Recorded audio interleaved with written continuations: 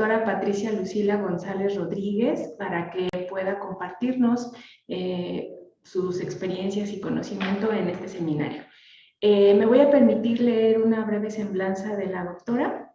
Ella es doctora en Derecho, académica y profesora de varios centros de investigación y docencia, principalmente en el Instituto de Investigaciones Jurídicas de la UNAM, donde es investigadora titular, además de la Facultad de Derecho de la UNAM también y de la Facultad de Derecho de la Universidad Autónoma de Chihuahua. Cuenta con más de 30 años de trayectoria en el servicio público profesional, en puestos directivos vinculados a la procuración y administración de justicia a nivel nacional y subnacional. Sus temas de interés y materia de línea de investigación que ella trabaja son el derecho procesal penal, la criminalística, la prueba, el sistema de juicios orales, el sistema policial de procuración y administración de justicia, la violencia de género, de la cual es una pionera y referente, así como las interacciones del sistema de justicia con los delitos por hechos de corrupción y el estudio dogmático de los delitos electorales. Cuenta con una amplia experiencia en litigio estructural en el procedimiento penal mexicano. Dentro de su experiencia laboral, se ha desempeñado como secretaria de Acuerdos del Juzgado Quinto Penal del Tribunal Superior de Justicia, secretaria de Acuerdos de la Sexta Sala Penal del Tribunal Superior de Justicia del Estado de Chihuahua, fue defensora pública federal en materia penal en el Estado, defensora pública penal en el Estado de Chihuahua, ex jueza tercero penal en el Supremo Tribunal de Justicia en el Estado de Chihuahua también, ex procuradora general de justicia del Estado de Chihuahua, secretaria técnica de la Dirección de Auditoría Forense de la Auditoría Superior de la Federación.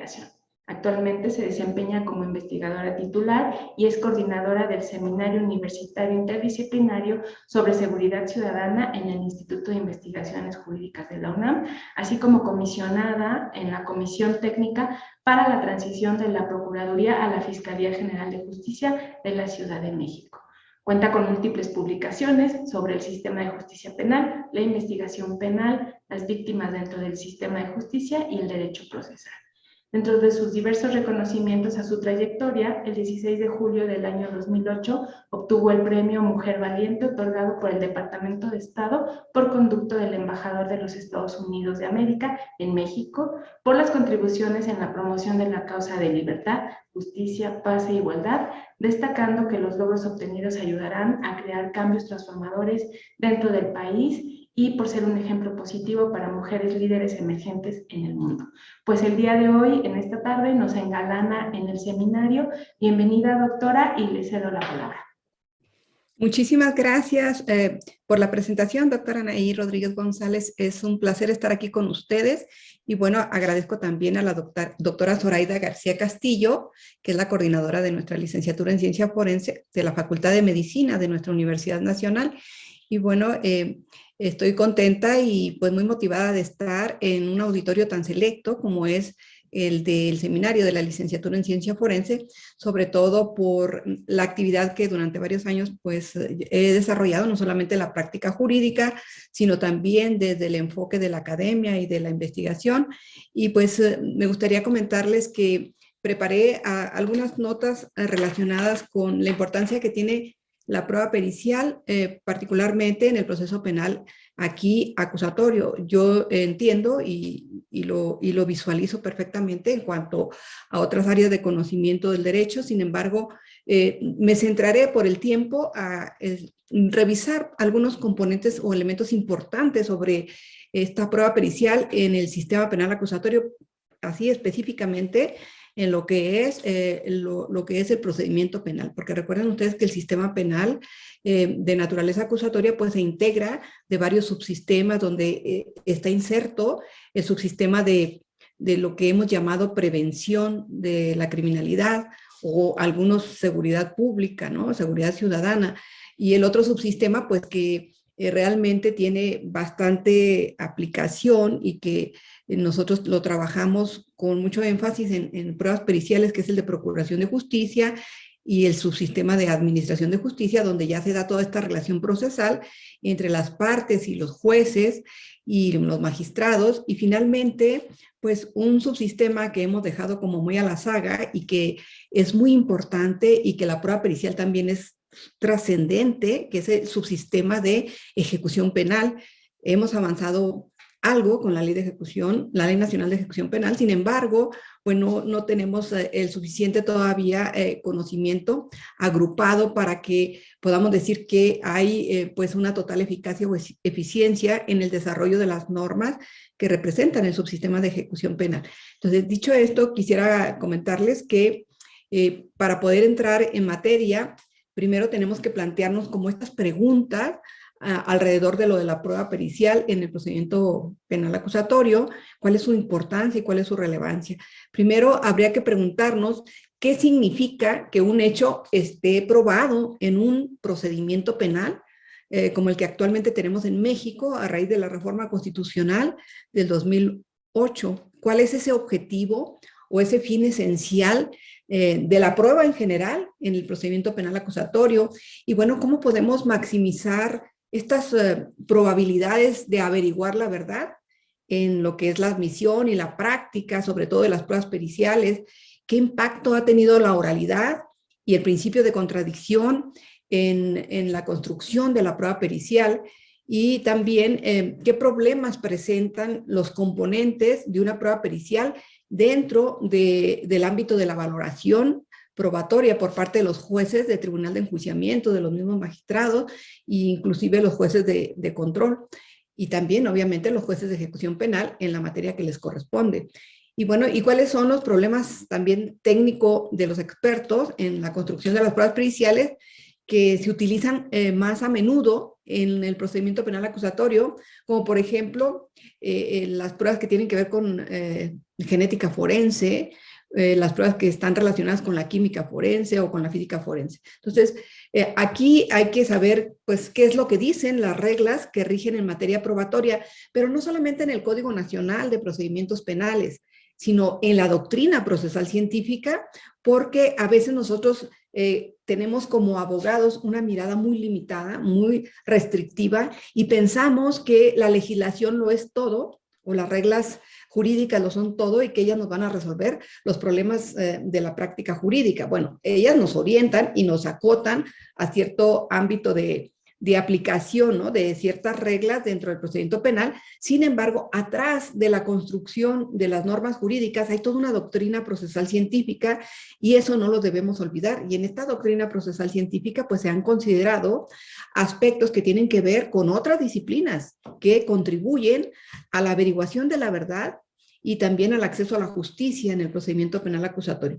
Y este es un punto en el que quiero hacer énfasis. No debemos olvidar que la reforma constitucional del 2008 en materia de justicia penal, pues lo que realmente pactó y planteó desde la norma constitucional es que los procedimientos penales, es decir, el procedimiento penal acusatorio, tuviera una finalidad esencial, y esa finalidad esencial es, como en cualquier otra ciencia, la averiguación de la verdad, la búsqueda de la verdad, y que las víctimas tuvieran acceso a la justicia.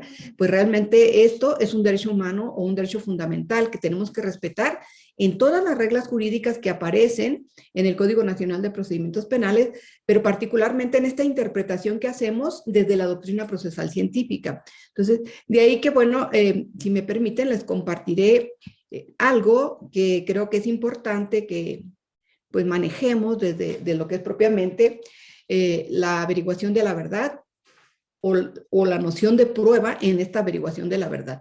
Aquí vemos particularmente lo que es la prueba, y la prueba, pues como les comentaba ahorita, además de que sirve de puente entre el mundo empírico, o sea, las situaciones empíricas que ocurren en la realidad, con el mundo jurídico, pues va a ser entonces el núcleo del procedimiento penal, y en ella, pues generalmente, en esto que conocemos como prueba o medios de prueba, se suele jugar para las partes siempre pues la posibilidad de obtener una sentencia favorable, atendiendo pues a la postura que cada quien encabece, llámese la fiscalía o la defensa. Y en este caso, pues es a veces hasta mucho mejor empezar a trabajar en la investigación y durante el procedimiento penal el tema de la prueba, que sobre todo los argumentos jurídicos, porque en realidad lo que le va a dar soporte al argumento jurídico, pues es todo lo que se desarrolla en el derecho probatorio. Todos los códigos procesales en el mundo, sobre todo occidental, y aquellos que provienen del sistema jurídico del civil law de la Europa continental, contienen un derecho probatorio. El nuestro no es excepción, el Código Nacional tiene su propio derecho probatorio y ahí están las reglas con las que nosotros vamos a encuadrar el trabajo tanto de investigación como el del ofrecimiento y admisión de pruebas y la misma valoración y que finalmente, bueno, tendrá que responder a algo que nosotros aquí les planteamos. O sea, siempre tenemos que preguntarnos en una investigación qué significa probar un hecho o a qué se refieren exactamente estos conceptos como fuerza probatoria, como estándar de prueba o como valoración de la prueba, por mencionar solamente algunos que se vinculan pues a los medios de probar. Y la idea pues es de que nosotros dentro de lo que es la práctica jurídica, donde convergen otras disciplinas, otras áreas del conocimiento, en general, pues nos dotemos de ciertas herramientas conceptuales para poder enfrentar el tema de la prueba en el procedimiento penal. Y bueno, si sabemos esto, es importante que dentro de los aspectos relacionados con la prueba, trabajemos los conceptos de credibilidad, de verosimilitud y de conocimiento cierto. Ustedes saben que en el procedimiento penal acusatorio, pues hay un principio esencial, estructural, diríamos que es el principio de inocencia. Y si nosotros vamos a manejar este principio de inocencia y vamos a cumplir con él, diremos que durante todas las etapas del procedimiento, hasta que no se dicte sentencia, pues vamos a tener que respetar el principio y hablar, pues, de probabilidades siempre, referirnos a la persona a la que se le está imputando un hecho, referirnos como probable, autor o partícipe de ese hecho, y finalmente, pues el conocimiento que vamos a tener en todas las etapas del procedimiento penal va a ser un conocimiento probable. ¿Cuándo vamos a tener un conocimiento cierto? Este conocimiento cierto es cuando ya el juez decide, con base en los medios de prueba que se desahogaron frente a él, decide si la persona es culpable o no, pero antes de eso tendrá que determinar, con base en la prueba también, si el hecho es o no constitutivo de delito. Y entonces estos términos de credibilidad y verosimilitud cobran importancia porque en realidad se van a referir particularmente al contenido de los medios de probar, a este contenido, por ejemplo, de un testimonio, de una prueba pericial, la credibilidad que tiene ese contenido o lo verosímil que es o no ese contenido. Y ahí pues ya les señalo qué es lo que significa de acuerdo con el diccionario de la Real Academia Española. ¿Qué significa lo creíble? Significa que puede o merece ser creído. Y también, ¿qué significa verosímil? Verosímil significa que tiene apariencia de verdadero o que no ofrece carácter alguno, por ejemplo, de falsedad. Y en este, vamos a llamarle nivel epistémico, no podemos introducir de manera inmediata el conocimiento cierto. Tendremos que estar hablando de conocimiento probable y por lo tanto, pues el conocimiento cierto ya lo vamos a dejar al final cuando el juez dicta esta sentencia donde declare a una persona culpable o inocente como parte de esta realidad que él ha considerado que quedó probada en ese procedimiento. Por otra parte, también quisiera comentarles que en la prueba se habla muchísimo sobre qué es realmente la prueba. Nosotros hemos hecho una descripción desde el punto de vista de la dogmática jurídica, pero también de la doctrina procesal científica sobre lo que es realmente la prueba. La prueba ya viene siendo el resultado, realmente el resultado a partir de la actividad probatoria. Y ese resultado lo tenemos como prueba cuando el juez hace este razonamiento probatorio, asigna determinado valor epistémico a las pruebas y finalmente decide sobre el punto que le están planteando las partes, que es el conflicto penal, y el medio de probar se distingue completamente de la prueba porque el medio de probar solamente es un instrumento que establece la legislación procesal y que permite portar esta información al procedimiento penal para que las autoridades obtengan conocimiento probable y después conocimiento cierto. En cambio, lo que hemos trabajado o manejado como dato o elemento de prueba, ese es el contenido de los medios de probar. Lamentablemente, en nuestra legislación procesal hay errores graves dentro de lo que trataron de describir como prueba, como medio de prueba, como fuente de prueba y como elementos y datos de prueba.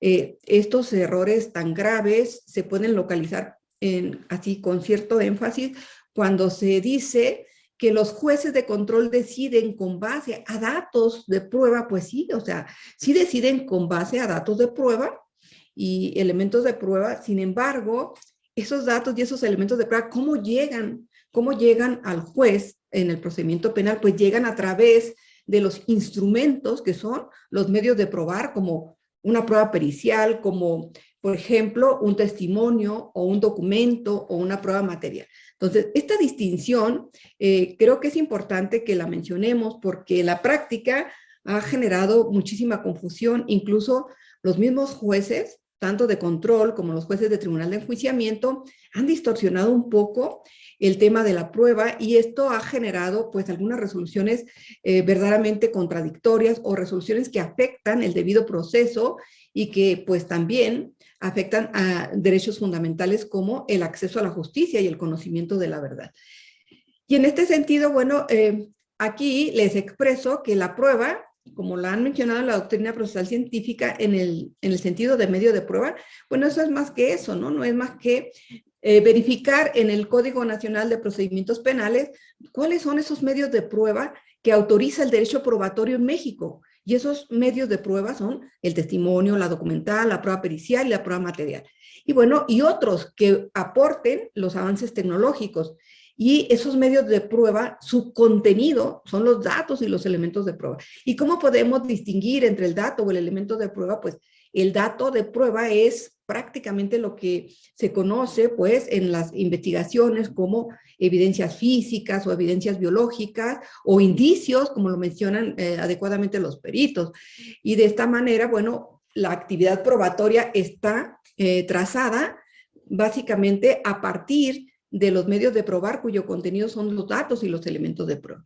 Entonces, tenemos aquí que la prueba en nuestro sistema penal mexicano pues va a estar completamente reglada y esa regulación aparece en el derecho probatorio exclusivamente en el tema de la descripción o definición legal de lo que considera el Código Nacional de Procedimientos Penales que debemos entender por prueba, por medio de prueba, por dato probatorio o por elemento probatorio. Pero avancemos un poquito más sobre esto. Les comentaba que en torno a la prueba, como este puente que va a unir el mundo empírico del mundo jurídico, tenemos pues este derecho humano tan importante que es la averiguación y búsqueda de la verdad. Y averiguación o búsqueda de la verdad es ponernos de acuerdo sobre qué verdad estamos hablando. La reforma constitucional del 2008 impactó o tuvo implicaciones prácticas importantes en esta averiguación de la verdad, pero como correspondencia entre el mundo empírico y el mundo jurídico. O sea, del hecho que se plantea en el mundo jurídico, ese hecho que se plantea en el mundo jurídico tiene que haber una correlación con esos hechos que ocurrieron en el pasado y que finalmente pues son calificados como delito en el mundo jurídico. Y tenemos que desechar esta posibilidad de que aún se plantea por muchísimos abogados en la práctica de tener que hablar de verdades absolutas, por ejemplo, que estas, como les señalo ahí, pues ya no podemos sostener racionalmente que una verdad absoluta realmente se practique en el mundo jurídico, ni siquiera las ciencias duras toman la idea de una verdad absoluta, porque esto ya solamente pertenece a estos sistemas de creencias como las religiones, la metafísica, la misma política. Y tampoco podemos aceptar que la verdad en el procedimiento penal acusatorio sea la verdad como coherencia. ¿Por qué? Pues porque también sabemos que la verdad y la falsedad solo se pueden predicar pues a través de enunciados y los abogados y todos los que intervienen apoyando en la averiguación y búsqueda de la verdad, como son los peritos, por ejemplo, los testigos que declaran, las mismas víctimas que producen sus declaraciones, pues en realidad ellos aportan información y esta información, una vez que es procesada, una vez que es analizada, se convierte en conocimiento. Y acuérdense, es un conocimiento probable durante todo el procedimiento. Será cierto cuando lo declare el juez. Entonces, el único nivel posible para la verdad en el mundo jurídico es el de los enunciados. Y esto pues lo vamos a trabajar a través del manejo del lenguaje y de los relatos. Y ustedes se preguntarían, bueno, pero ¿cuál lenguaje? Pues el lenguaje de la multidisciplina, ¿eh? No crean que es exclusivamente el lenguaje jurídico, porque si vamos a averiguar la verdad de hechos ocurridos en su dimensión empírica, tendremos que trabajar con la multidisciplina y así pues tratar de construir lo que se conoce como prueba. Y aquí la prueba pericial pues tiene una importancia de suma relevancia, sobre todo por los controles que podemos tener sobre las pruebas periciales. Y bueno, las narrativas ustedes saben que pueden ser coherentes a veces y muy persuasivas y incluso a partir de su coherencia y de su persuasión podemos decir que son falsas en varios casos. O sea, esta coherencia y esta persuasión no quiere decir que necesariamente un relato sea verdadero. Por lo tanto, pues no podemos atender a la verdad como coherencia en el procedimiento penal acusatorio, porque pues estaríamos cometiendo graves errores, sobre todo cuando sabemos que hay abogados que pueden incluso pues ser demasiado coherentes y persuadir a través del lenguaje, persuadir a los jueces, sin embargo, a partir esa persuasión, denunciados falsos. Y esto sería muy grave. Entonces, por ello yo les comparto pues esta idea tan importante que es la verdad en el procedimiento penal como correspondencia.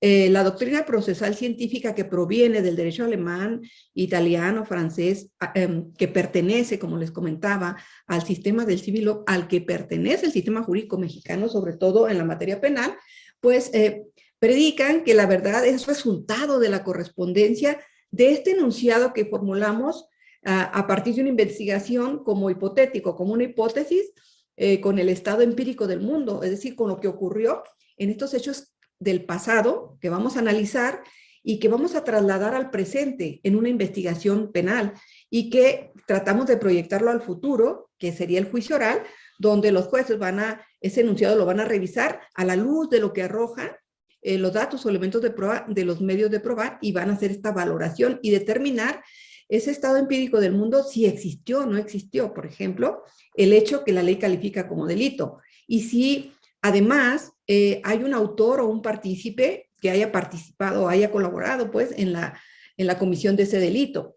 De modo que, bueno, la descripción de los enunciados va a ser verdadera cuando describe, fíjense, cuando describe un hecho real, o sea, un hecho que ocurrió en la realidad, pero en el pasado, o sea, cuando nos da esa imagen fiel del objeto del mundo empírico. Entonces, el contenido de la decisión, pues será verdadero cuando coincida o se corresponda con los sucesos que se dieron en esa dimensión empírica, o sea, que ocurrieron allá afuera. Y por lo tanto, pues eso es la base de la controversia en el procedimiento penal. Entonces, la función de la prueba es justamente ofrecer pues al juez conocimientos fundados empírica y racionalmente acerca de los hechos de la causa. Entonces, ¿cuál es la importancia que tiene la prueba pericial en el procedimiento penal acusatorio? Pues la importancia que tiene es que va a proporcionar conocimientos que van a ser controlables y que esos conocimientos provienen de esas situaciones empíricas que se dieron en ese hecho ocurrido en el pasado y que hemos trasladado al mundo jurídico a través de los medios de probar para que un juez decida si esos hechos ocurrieron y si ocurrieron, quién fue su autor o partícipe. Eso es lo que hemos llamado hechos de la causa. Y por otra parte, debemos tener presente, para el trabajo de la prueba pericial, tenemos que tener presente estos dos conceptos, incertidumbre y decisión. El enunciado sobre los hechos que se formulan por las partes hasta la emisión de la decisión sobre el caso que tiene cierto estatus epistémico que nosotros le hemos llamado incertidumbre. En realidad, este enunciado no es otra cosa más que la presentación de una hipótesis. Recuerden ustedes que en la primera etapa del procedimiento penal acusatorio lo que hacemos es investigar un hecho que la ley califica como delito y entonces para investigar ese hecho siempre con todos los medios de probar que tenemos a nuestro alcance, dentro de los que está la prueba pericial, pues vamos a tener incertidumbre sobre lo que realmente ocurrió o pasó hasta que se desahogan esos medios de probar frente al juez del Tribunal de Enjuiciamiento y este decide qué fue lo que pasó con base en esos medios de probar. Por lo tanto, todo el procedimiento penal estaremos en una incertidumbre sobre ese estatus epistémico de los hechos. Y bueno, en realidad ese enunciado no es otra cosa, como les digo, más que una hipótesis que vamos a probar en el juicio oral y que pues se va a probar que es verdadera atendiendo pues a quien plantee la hipótesis. Y aquí en el procedimiento penal mexicano es importante señalar que quien plantea la hipótesis es la fiscalía. El fiscal es el que va a plantear la hipótesis con su equipo de trabajo, que es la policía de investigación y que son los peritos. Entonces, esa hipótesis nosotros le hemos llamado teoría del caso. ¿Por qué le llamamos teoría del caso? Pues porque copiamos los términos del sistema anglosajón. Cuando participan en las capacitaciones que se dan en México, los estadounidenses tratan de colorizarnos jurídicamente y empezar a introducir algunos aspectos importantes de su procedimiento y le llamamos teoría del caso a una hipótesis que nosotros planteamos acerca de un hecho en una investigación criminal. Sin embargo, bueno, aquí lo importante es que la hipótesis que se afirme por parte del fiscal tiene que ser verdadera. Entonces, ¿y qué tendrá que hacer la defensa? Pues la defensa tendrá que, en su caso, pues tratar de refutar la hipótesis. Entonces, estamos hablando de una hipótesis defensiva, no de otra teoría del caso. Aquí nada más hay una teoría del caso, atendiendo pues al sistema al que nosotros pertenecemos, que es la hipótesis. Lo que hace la defensa es plantear una hipótesis defensiva y tratar de destruir esa hipótesis que la fiscalía ha señalado. Y bueno, que sea verdadera o falsa, esto ya va a ser una cuestión que solamente va a poder responder el juez, como les digo, en la decisión final que se da en el juicio oral.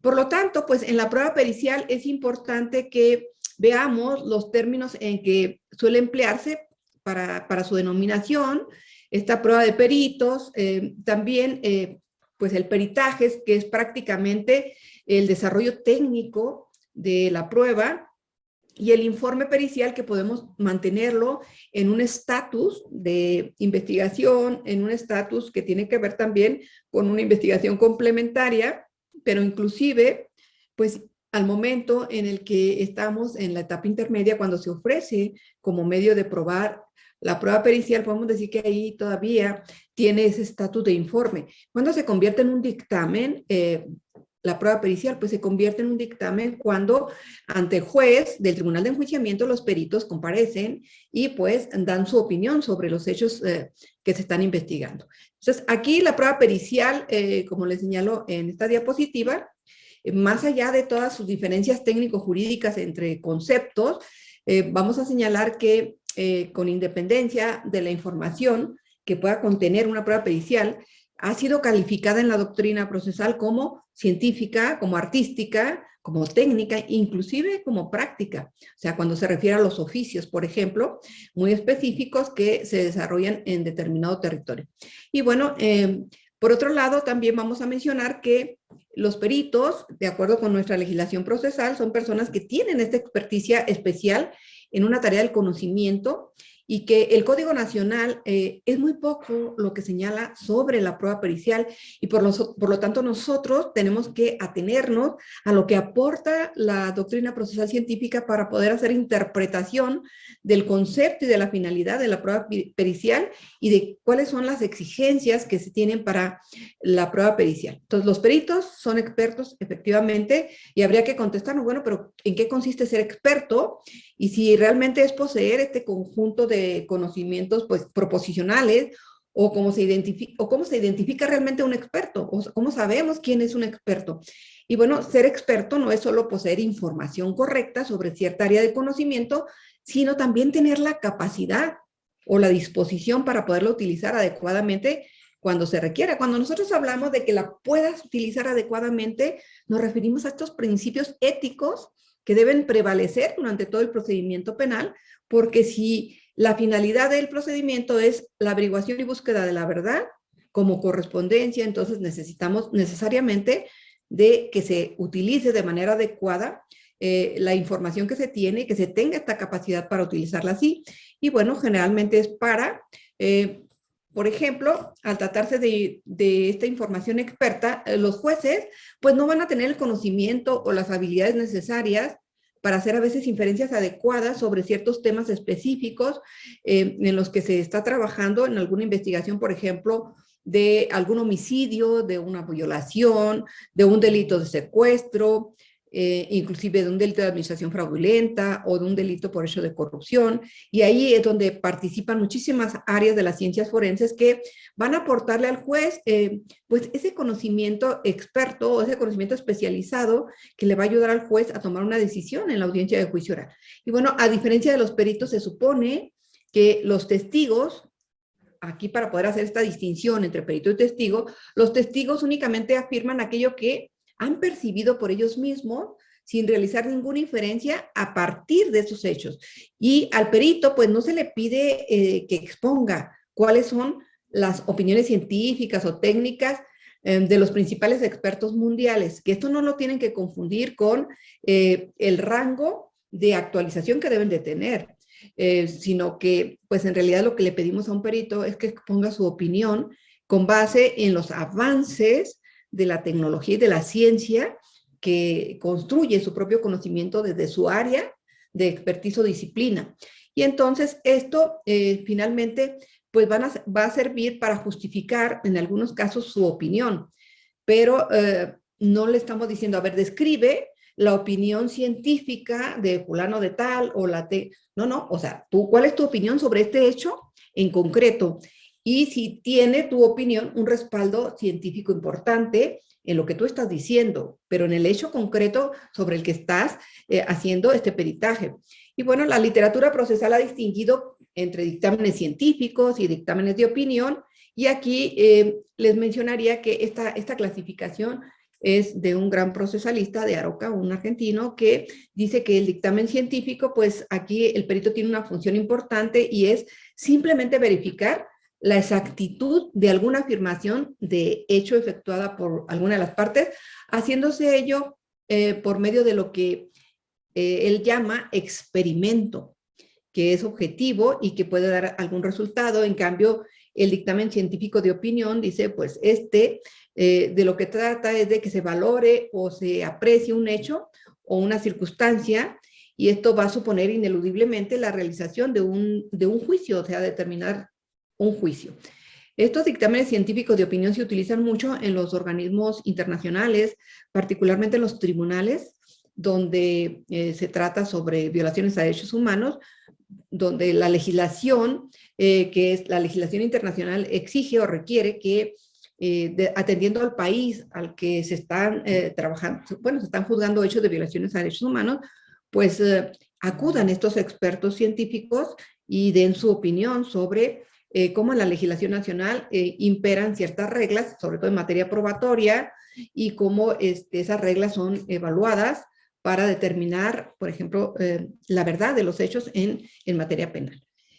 Y por otro lado, bueno, la prueba pericial, decimos que es experto el que es llamado en el proceso, porque realmente existe esa necesidad de conocimiento o de apreciar o valorar los hechos que son controvertidos por las partes y que pues requieren de ese otro conocimiento especializado. Entonces, el experto, fíjense bien, es una fuente de conocimiento para el juez. O sea, todos los peritos son una fuente de conocimiento para el juez, y es necesario pues analizar cómo funciona lo de la prueba pericial y cómo ellos pueden justificar este conocimiento especializado con el conocimiento que adquieren de esos hechos que han ocurrido en su dimensión empírica.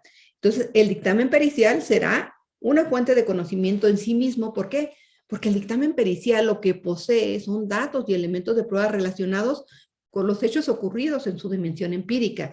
Por lo tanto, pues le van a brindar información a los jueces, y de esta manera, pues los jueces a veces van a tener una como dependencia epistémica con el perito o con los peritos, y pues esto convierte en una verdadera, vamos a llamarle desafío, un verdadero desafío reto a lo que va a hacer el juez al tratar de conocer e interpretar estos conocimientos especializados que le está proporcionando el perito.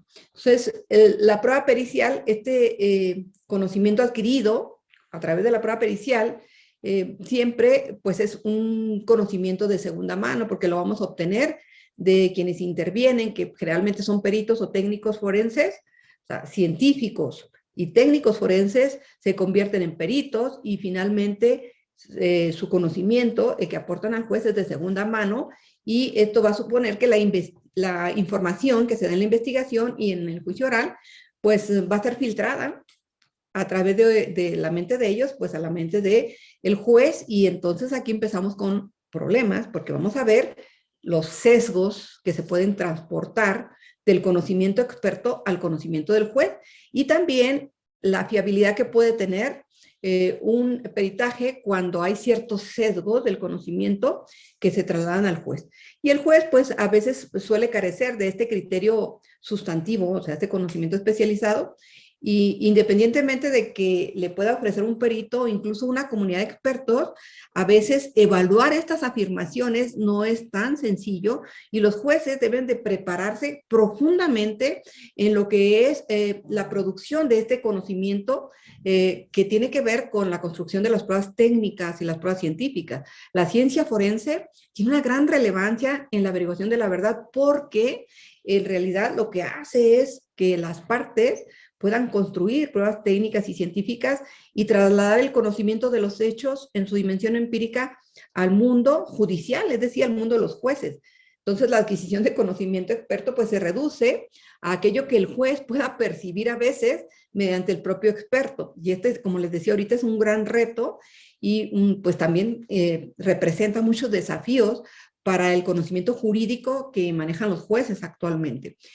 Y otra de las cuestiones que también me gustaría mencionarles aquí, no sé si todavía no me paso, o ya me estoy pasando un poquito del tiempo, es lo de lo que se conoce como prueba pericial, pero desde la doctrina, cómo vamos a calificar si es testimonio especial o, no es, o si no es testimonio especial el de los peritos. Mi punto de vista es que la prueba pericial no es más que una prueba técnica y una prueba científica, y no podemos calificarlo realmente de testimonio, porque el testimonio es de la persona que ha percibido directamente un hecho y que se lo representa y que va a tener que hacer este relato de hechos a un juez para que el juez decida. En cambio, el perito, pues realmente lo que va a hacer es comunicarle al juez, le va a comunicar cierta información que sabe o que tiene por conocimiento de cierta disciplina para trasladarle su opinión, y esto ya implica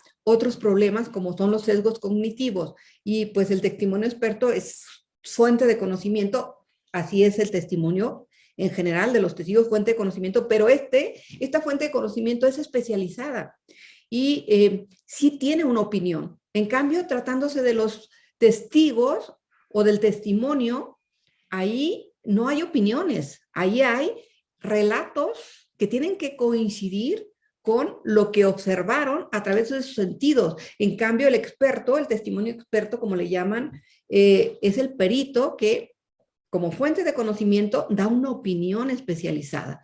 Entonces, el perito, pues, de confianza del juez y el perito de parte tendrá necesariamente que aportar o proporcionar estos conocimientos, pero de la manera más ética posible, o sea, sin alejarse de este fin del procedimiento, que es la averiguación o búsqueda de la verdad. Por lo tanto, pues aquí les dejo algo que yo he considerado que es muy importante que planteemos desde lo que es el procedimiento penal acusatorio, o sea, los problemas epistémicos que presenta la prueba pericial.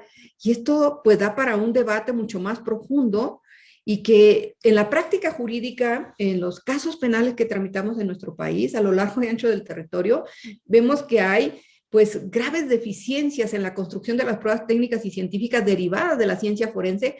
¿Por qué? Por el desconocimiento que se tiene, sobre todo de la ciencia forense, en el mundo judicial, pero particularmente en la investigación criminal por la policía de investigación y por los fiscales.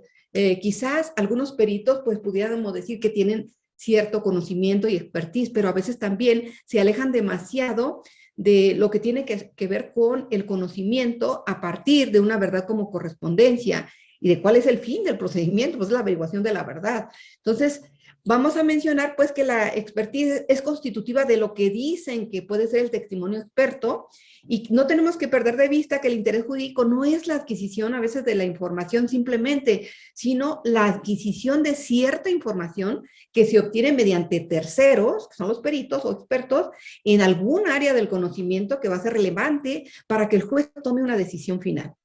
Y ahí les planteo, por ejemplo, que la hipótesis A debe entrar a razonamiento probatorio no porque sea objeto de la creencia A del conocimiento de un experto, sino porque a la luz, fíjense, de la fiabilidad demostrada por el experto y la razonabilidad valorada por el juez, la hipótesis A está justificada. Entonces, habría que ver por qué hay fiabilidad en el experto y porque realmente el experto en su dictamen pericial ha razonado de manera adecuada para verter esta opinión al juez y para que el juez pueda valorar que en este razonamiento probatorio que es pues confiable lo que está diciendo un perito. Entonces, la adecuada práctica de la prueba pericial de parte es esencial en un derecho donde las partes pues respetan el debido proceso y los jueces también. Entonces, un debido proceso intelectual que pues realmente se forma cuando nosotros respetamos la finalidad del procedimiento penal acusatorio, que es la averiguación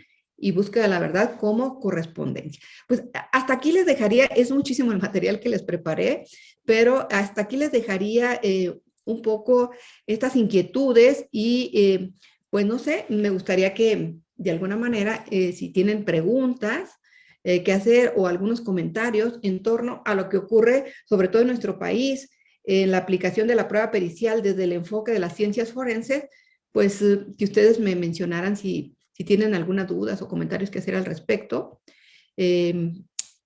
pues estaría a sus órdenes. No sé qué les parezca, si podemos dialogar un poco sobre eso, o les gustaría que les hablara aún más sobre lo que puede ser, por ejemplo, la contaminación de los peritos en la transmisión de ese conocimiento a los jueces, porque pues muchos peritos realmente se contaminan a veces de las prácticas, de las malas prácticas que se tienen en las fiscalías, que a veces no obedecen a los avances de la ciencia o de la tecnología, o que se contaminan de las malas prácticas jurídicas, donde los abogados les hacen creer que tienen que actuar de tal o cual manera y se apartan de su conocimiento experto, y entonces pues caen en este problema de la contaminación de la escena del crimen mental, porque realmente hay una contaminación fuerte que distorsiona los hechos en su dimensión empírica y que pues hace que se construyan hechos distintos a los que realmente ocurrieron. Y un caso emblemático que tenemos es el de caso Ayotzinapa, donde también podemos decir que hay otros importantes que han sido juzgados por la Corte Interamericana de Derechos Humanos, como Campo Algodonero, por ejemplo. Ahí había una contaminación terrible de los peritos de la escena del crimen mental. Bueno, quedo a sus órdenes si tienen alguna duda o algún comentario.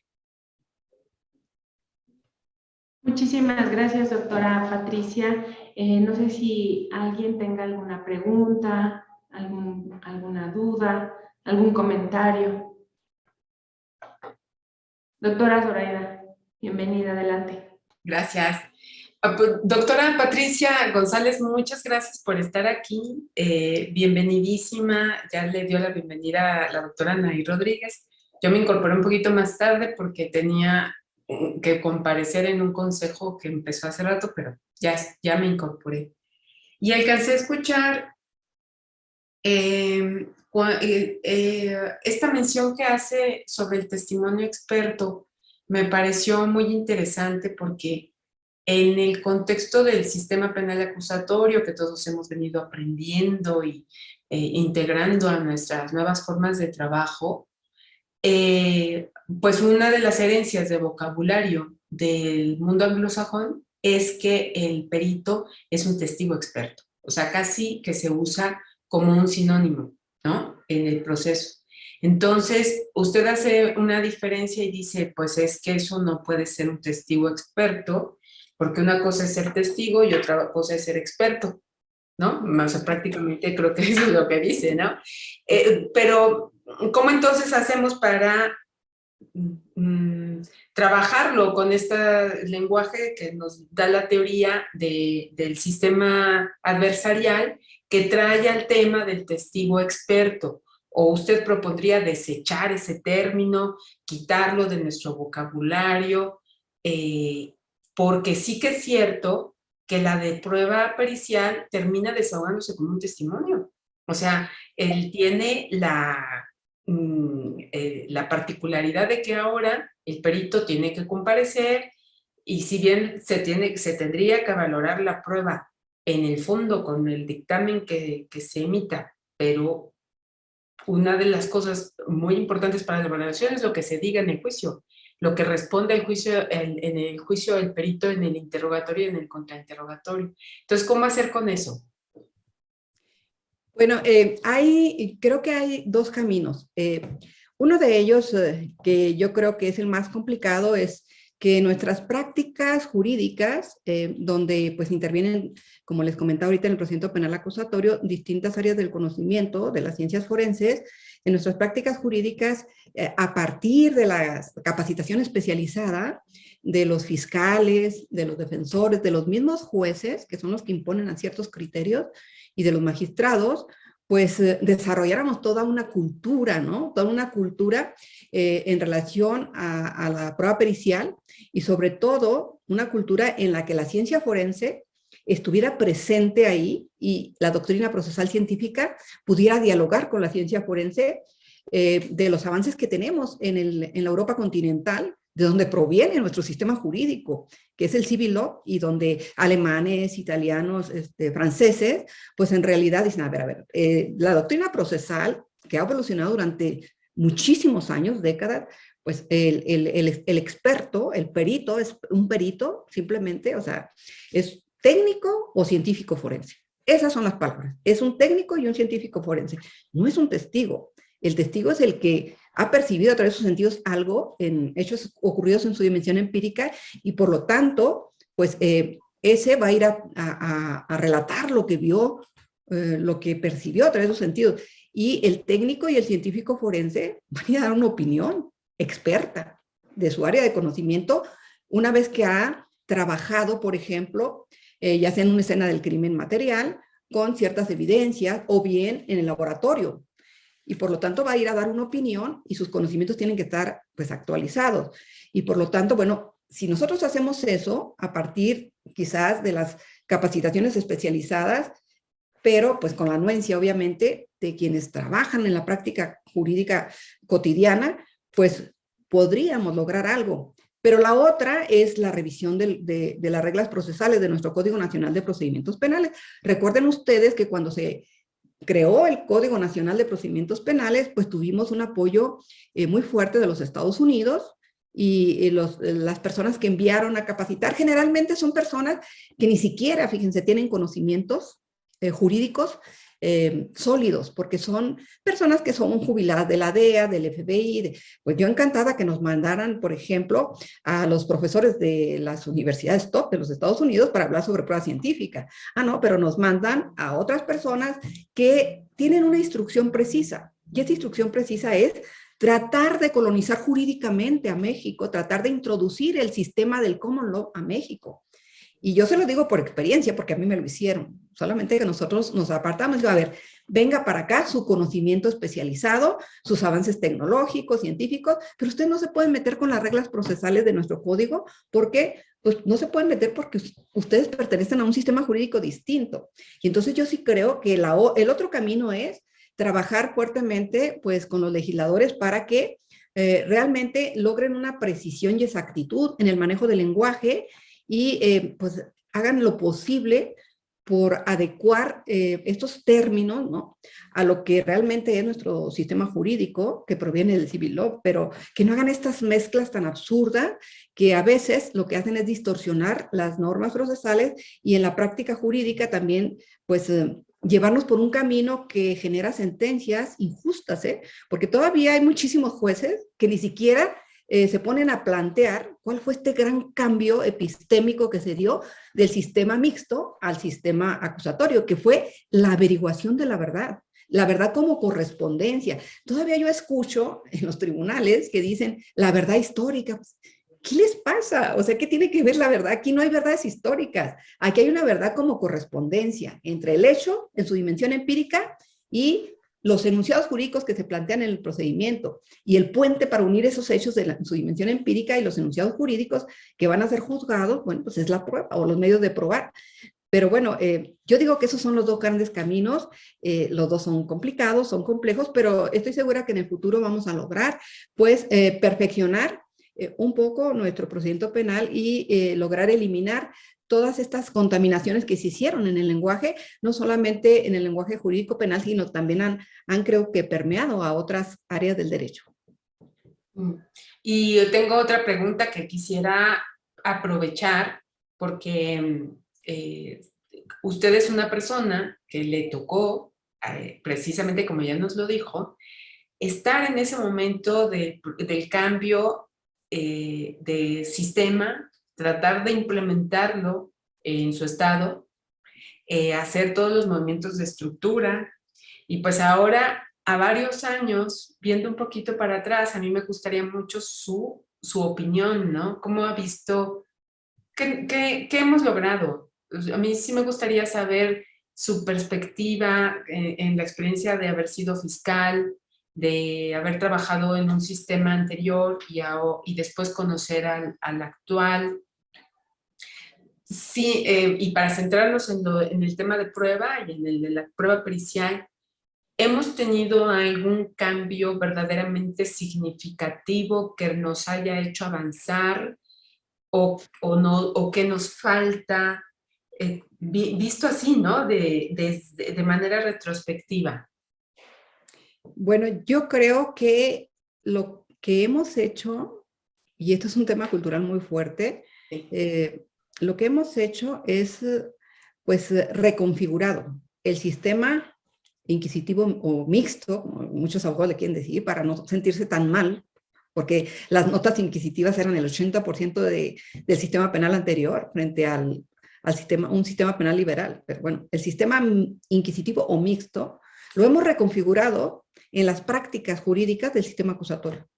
Entonces hemos hecho una mezcla, pero lo hemos hecho por la visión a veces tan limitada de los abogados, que creen que la ley o la legislación, sobre todo en la materia penal, pues va a resolver todo. Y en realidad, pues este gran cambio tenía mucho que ver con lo que ustedes trabajan, que es la ciencia forense. La averiguación de la verdad en la mayoría de los delitos tiene realmente puestas sus esperanzas muy objetivas en las pruebas técnicas, en las pruebas científicas. Entonces, sí creo que estamos todavía lejos de concretar un sistema penal acusatorio donde se respete el debido proceso, pero sobre todo este debido proceso visto desde la perspectiva de la prueba y la verdad. Creo que en materia pericial, por ejemplo, ni siquiera revisamos cuál es la coherencia interna que puede tener y la razonabilidad que puede tener un dictamen pericial. Tampoco seguimos a veces parámetros científicos de calidad en ciertos dictámenes periciales o el uso de resultados estadísticos, excepto, bueno, en la prueba del ADN, pero nadie puede interpretar a veces la prueba del ADN. ¿Por qué? Pues porque los abogados no tienen todavía como ese interés de acercarse a la ciencia forense. Yo creo que es muy importante que sigamos pues insistiendo en mejorar en la práctica jurídica, pero sí creo que es indispensable modificación de algunas normas para que las normas obliguen pues a este gran cambio que requiere el procedimiento penal acusatorio, sobre todo en materia de prueba y verdad. Pues, oiga, doctora, y perdonen que esté yo aquí haciendo un diálogo, pero me interesa mucho.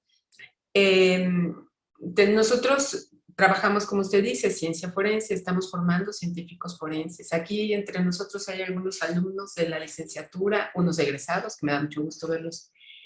El científico forense se parece al perfil del forensic scientist que usted conoce y que es de mucha tradición. Pero lo que hizo la universidad fue adaptar ese perfil pues al contexto mexicano, tratar de hacerlo, ¿no? Entonces les damos clases de derecho encaminado al derecho penal, al derecho procesal penal, para que conozcan de qué sirve la prueba científica y cómo interactúa durante el proceso y qué es lo que es el papel de cada uno de los actores, etc. Pero tienen formación interdisciplinaria en las áreas de físico-matemáticas, biológicas, químicas, psicológicas, las criminalísticas, y pues también atraviesan lo social, ¿no? Así que digamos que tienen una amalgama de conocimientos técnicos científicos de aplicación forense. ¿Qué nos haría falta, doctora? ¿Usted cómo ve la inserción laboral de este perfil en un sistema como el actual? Nosotros hemos estado desde que se creó insistiendo con todas las áreas de justicia, pues en que pudiese insertarse, pero a 8 años, 9 de haber sido creados casi, no hemos logrado, por ejemplo, que quede en los... en todas estas listas de especialidades periciales que existen en los servicios periciales oficiales, ¿no? No es insertado el científico forense. Le encuentran, bueno, pues podría ser un criminalista o quizás un criminólogo, pero no es ninguna de esas dos cosas. Entonces, ¿cómo ve usted, para hacer una pregunta concreta, qué utilidad podría tener un perfil así y cómo lograr su inserción? Bueno, le contesto a partir de la segunda pregunta, o sea, ¿cómo lograrlo?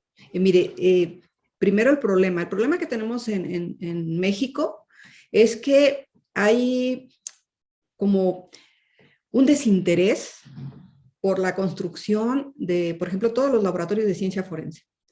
Si ustedes revisan, hay una gran limitación en cuanto a los laboratorios. Yo recuerdo que hace como 20 años, la PGR no tenía un laboratorio de ciencias forenses, tenían servicios periciales, que son muy diferentes.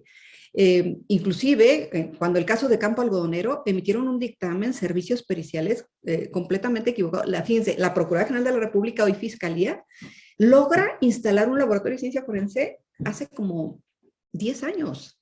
Nada, o sea, nada de tiempo. Las entidades federativas, 0 laboratorios. Y los pocos que hay, los pocos laboratorios de ciencia forense que hay, realmente tienen, como muy limitadas las áreas de las ciencias forenses. Yo creo que donde tenemos que crecer para poder insertar a nuestros jóvenes licenciados en ciencias forenses, para poderlos insertar en el ámbito laboral con bastante éxito, es primero que México, desde las instituciones de procuración, de justicia, desde la misma policía, puedan instalar sus laboratorios de ciencia forense con todo este peso epistémico que deben de tener en la averiguación de la verdad, no solamente en la materia penal, sino en las otras disciplinas jurídicas. Pero no hay esa cultura, doctora. O sea, como que los legisladores, las mismas personas que dirigen las instituciones, no han ponderado la importancia que tienen estas pruebas técnicas y científicas que deben derivar del laboratorio de ciencias forenses. Entonces yo sí creo que hay que empujar también desde ahí, por eso es importante que incluso en las leyes orgánicas de las policías, de las fiscalías, de los mismos tribunales superiores de justicia, se inserte la obligación de tener laboratorios y que estos laboratorios contemplen una amplia gama de áreas de expertise o de conocimientos en las ciencias forenses. Eso sería, o sea, en principio, para el trabajo que tendríamos que hacer. Y quizás, pues desde las universidades, desde la misma Universidad Nacional, promover la importancia que tiene esto y empujar a la creación de estos laboratorios en la inserción que se hace, pues, en las leyes orgánicas y en el mismo Código Nacional, porque el Código Nacional está muy mal redactado en materia probatoria. Fíjense, ahí les puse, hay 2, 3 artículos que hablan sobre la prueba pericial, y dejan fuera, por ejemplo, el hecho de los formatos y esos escritos modelo que tienen en las fiscalías. Yo recuerdo que le dije, a ver, olvídense de los formatitos y de los modelitos.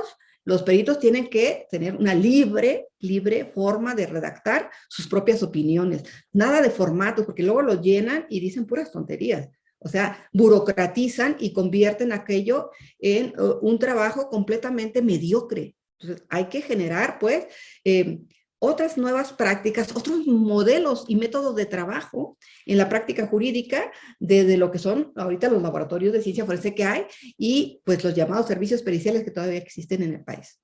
Esa sería mi respuesta, doctora.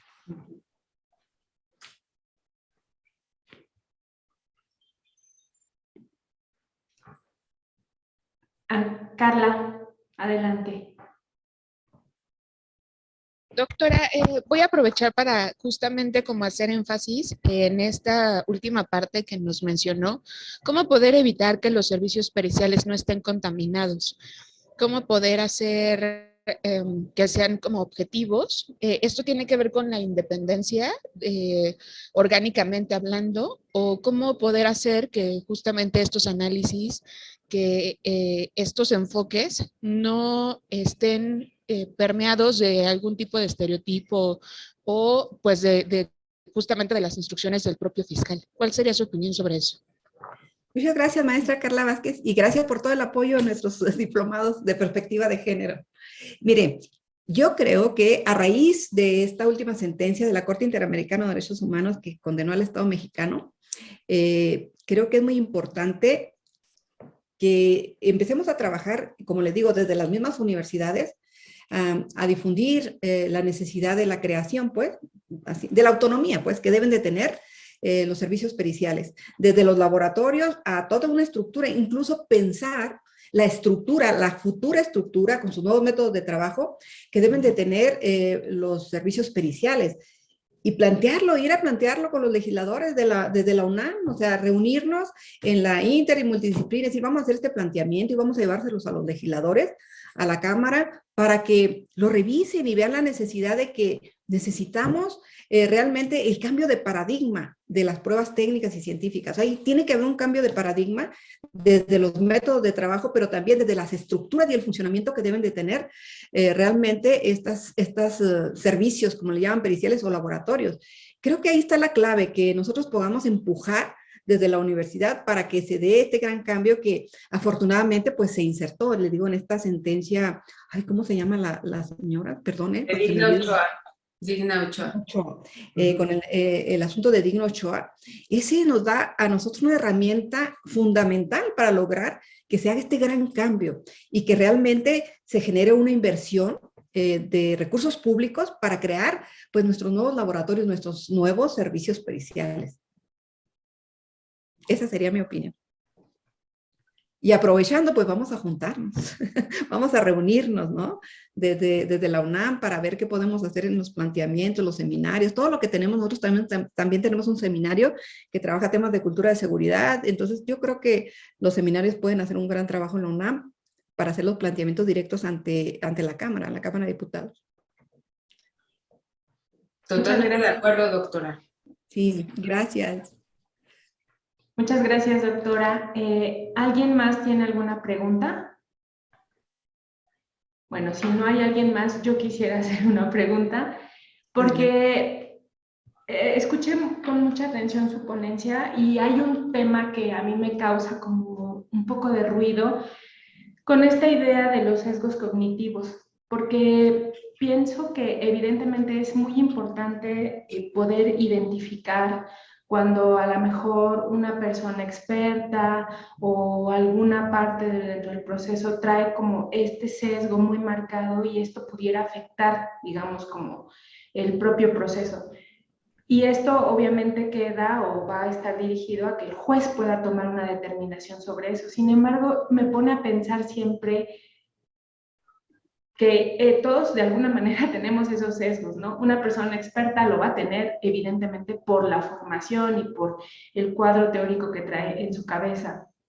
Y pienso que al juez o a la jueza que le toque revisar esto, pues ¿quién lo revisa? Porque evidentemente los jueces, las juezas también traen sus propios sesgos cognitivos, ¿no? Entonces, de pronto, ¿cómo podríamos hacer como esos procesos de revisión a lo mejor constante, ¿no? De todas las partes y los actores dentro del proceso, porque también me parece que de pronto se vuelve algo como riesgoso, ¿no? Y pensaba, ahora que le escuchaba, en esta figura del juez Hércules que plantea The Working, ¿no? Con todas estas capacidades y estos atributos, que evidentemente es algo que deberíamos de pretender en la impartición de justicia, pero no sé si siempre se logra, ¿no? Justamente por esta parte de la naturaleza humana. Entonces me gustaría saber su opinión sobre este tema. Sí, efectivamente, como bien lo menciona, doctora, pues sí, a veces eliminar todos los sesgos cognitivos estaríamos hablando de una sociedad completamente avanzada, ¿no? En materia científica. Realmente nosotros vamos a tener problemas fuertes en la práctica para la eliminación de los sesgos cognitivos, pero sí creo que podemos dar soluciones que sean a mediano y largo plazo, o quizás a corto, mediano y largo plazo. ¿Por qué? Porque entre mayor especialización tengan los jueces y todo el personal que interviene, tanto en las áreas de policía, procuración de justicia, administración de justicia, en estos temas sobre la ciencia forense, quizás podríamos eliminar algunos, porque ellos se van formando su propia idea, de ciertas, por ejemplo, de ciertas disciplinas como le voy a comentar sobre psicología, por ejemplo, temas de psicología. Donde nosotros debemos de trabajar fuertemente con el asunto de la psicología del testimonio para poder evaluar pues testimonios precisamente, e inclusive a veces hasta algunas opiniones o formación de los peritos. Pero bueno, todavía en eso estamos como iniciando apenas, hay gran desconocimiento al respecto.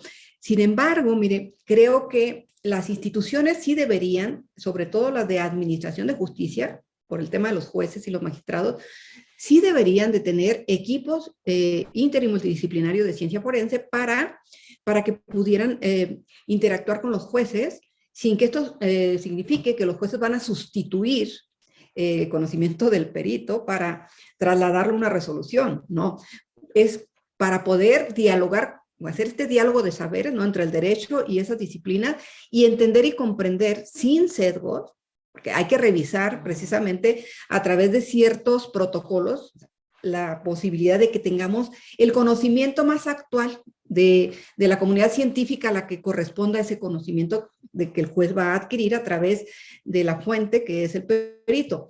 Y entonces estos equipos inter y multidisciplinarios deberían estar en los tribunales, pero luego tenemos esta idea equivocada de que los jueces no pueden intervenir. No, claro que pueden intervenir porque finalmente la responsabilidad recae en el juez de declarar la verdad de los hechos. Y si recae en el juez debe saber en torno a ciertos conocimientos especializados y poder comprenderlos para evaluarlos. Y si no tiene estos equipos inter y multidisciplinarios de su lado, o sea, del lado en el que de manera imparcial y objetiva, porque luego acuérdense que la prueba pericial de parte a veces contiene de entrada ciertos sesgos que se van a aportar. ¿Por qué? Pues por eso los contrataron, a veces a los peritos privados, porque van a introducir algunos sesgos para persuadir al juez de la afirmación de su hipótesis. En cambio, los jueces, si tuvieran realmente, que esa es otra fuente de trabajo para todos los egresados de la licenciatura de Ciencias Forenses, poder formar parte de equipos especializados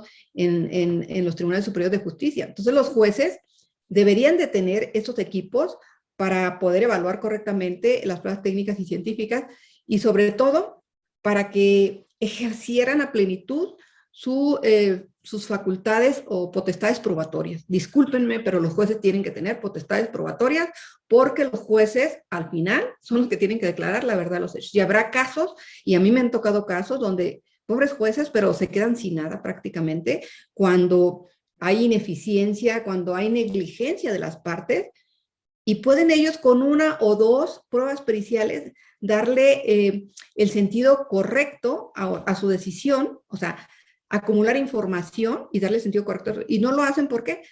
Pues porque alguien les dijo que no pueden tener potestades probatorias. Pues, es su responsabilidad declarar la verdad desde el punto de vista científico. ¿Cómo no van a tener potestades probatorias en el juicio oral?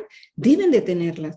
Y sobre todo en esos casos que les digo que hay negligencia o un trabajo incompleto de las fiscalías y los defensores, y pues lo único que hacen es decir, ay, pues lo siento mucho, pero aquí pues hay prueba insuficiente y se acabó el corrido.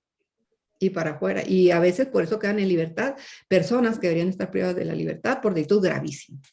Pero bueno, esa sería mi opinión, doctora. Sí, muy interesante. Muchísimas gracias, doctora. Pues, ¿alguien más tiene alguna pregunta?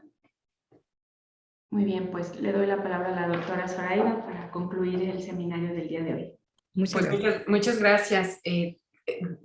Doctora Patricia González, gracias por haber aceptado participar en nuestro seminario. Este seminario tiene ya varios años de existir. Nos reunimos todos los viernes últimos de mes a los integrantes de la licenciatura, los académicos integrantes de la licenciatura, que es una licenciatura multidisciplinaria. Entonces aquí no solo hay abogados, sino también personas formadas en otras áreas del conocimiento, pero todos enfocadas en el área forense, y lo abrimos, siempre la invitación la abrimos a nuestros alumnos para que quien tenga ese interés, esa inquietud por el tema que se va a tratar, también participe. Entonces, pues ha sido un lujo tenerla aquí. Es un lujo tenerla en el ámbito universitario desde el Instituto de Investigaciones Jurídicas y poder aprovechar su experiencia, que es ya muy, muy rica, pues en materia penal, en materia de investigación de los delitos y pues en la implementación de la reforma que tanto nos ha ocupado. Y ahora pues viviendo un sistema muy nuestro, ¿no? Como dice usted, ya es un sistema hecho a nuestra medida, no sé si muy bien, ¿no? Como nos dice, lo mejor plagado de vicios, pero finalmente estamos en él y tenemos, nuestra misión es pues seguirlo mejorando. Quizás no nos toque la reforma procesal, pero sí que nos toca la actuación en las proposiciones desde la ciencia y la técnica, al menos aquí, desde esta licenciatura. Entonces, le agradecemos mucho. Le agradezco a Fernanda López, que está aquí, que ayuda y organiza este seminario, y por supuesto a todos a quienes han asistido y que esta tarde también se congregaron para escuchar. Gracias, doctora, que esté muy bien y que tenga muy bonita tarde. Gracias a usted, doctora Zoraida García, y muchas gracias por la invitación. La verdad que me siento muy orgullosa de estar aquí con ustedes, muy amables. Muy amable y gracias.